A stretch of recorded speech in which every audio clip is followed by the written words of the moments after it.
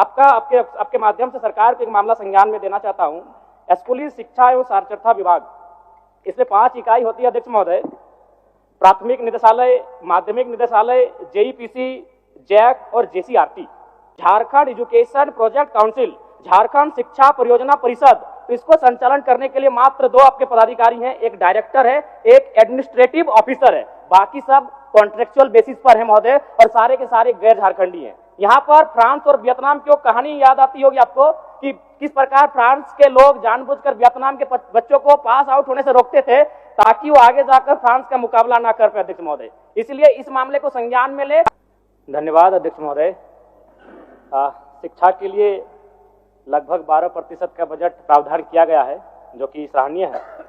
लेकिन अध्यक्ष महोदय, मेरा मानना है कि चाहे बजट 12% हो या 24% हो, इतना बड़ा बजट के बाद भी अगर इस राज्य के सरकारी पदाधिकारी, इस राज्य के माननीय विधायक, सांसद अपने बच्चों को सरकारी विद्यालयों में पढ़ाने में अगर सक्षम है, तो मेरे हिसाब से शिक्षा बजट का कोई औचित्य नहीं अध्यक्ष महोदय। अध्यक्ष महोदय, आज से लगभग 10 साल पहले इलाहाबाद हाईकोर्ट ने मंगलवार के दिन एक बहुत बड़ा फैसला सुनाया था। कोर्ट ने कहा था कि यूपी के सभी जनप्रतिनिधियों, सरकारी अफसरों, कर्मचारियों और जजों को अपने बच्चों को सरकारी प्राइमरी स्कूलों में पढ़ाना होगा। ऐसा ही कुछ प्रावधान अगर झारखंड में किया जाए अध्यक्ष महोदय, तो संभवतः इस बजट की सार्थकता भी होगी और संभवतः शिक्षा के क्षेत्र में एक क्रांतिकारी बदलाव देखने को मिलेगा। अध्यक्ष महोदय, मैं एक आपके माध्यम से सरकार को एक मामला संज्ञान में देना चाहता हूं। स्कूली शिक्षा एवं साक्षरता विभाग, इसमें 5 इकाई होती है अध्यक्ष महोदय। प्राथमिक निदेशालय, माध्यमिक निदेशालय, जेईपीसी, जैक और जेसीआरटी। अध्यक्ष महोदय, अगर प्राथमिक निदेशालय और माध्यमिक निदेशालय की बात करें तो उसको संचालन करने के लिए एक डायरेक्टर होते हैं, एक ज्वाइंट सेक्रेटरी होते हैं, 2 या 3 डिप्टी डायरेक्टर होते हैं, 2 या 3 अंडर सेक्रेटरी होते हैं, 6 या 7 सेक्शन ऑफिसर होते हैं, 8 या 9 असिस्टेंट सेक्शन ऑफिसर होते हैं, यानी कुल मिलाकर 25 पदाधिकारी होते हैं महोदय। जबकि इसका वित्तीय बजट लगभग 100 करोड़ के आसपास होता है।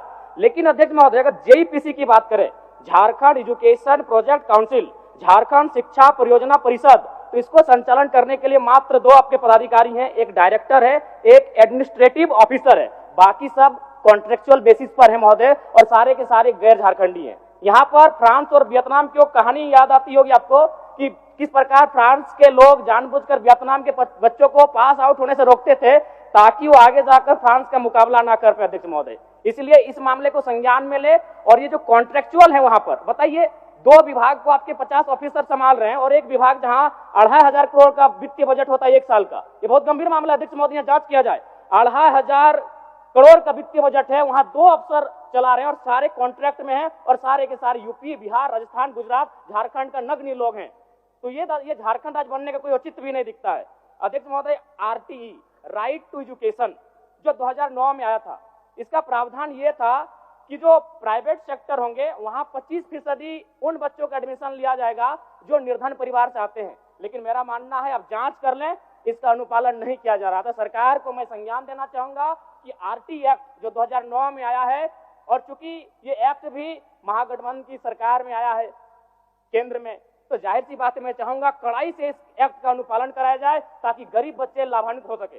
अध्यक्ष महोदय, बस 30-40 सेकंड लेंगे, दयानिधि थोड़ा सा कृपा करें। मैं ये मामला भी दूंगा।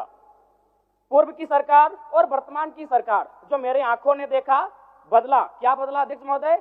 कपड़ों का रंग बदला और स्कूल की दीवारों का रंग बदला। थोड़ा संज्ञान में लीजिएगा।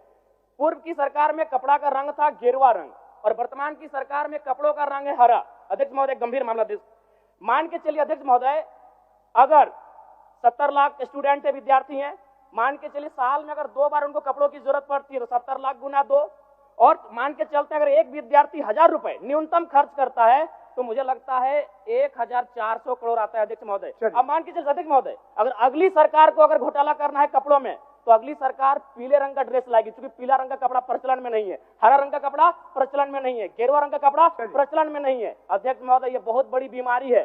शिक्षा में इस प्रकार से लोग हावी है तो समझ सकते हैं इस राज्य का क्या होगा। धन्यवाद अध्यक्ष महोदय। माननीय सदस्य जीगा सुसारण हो।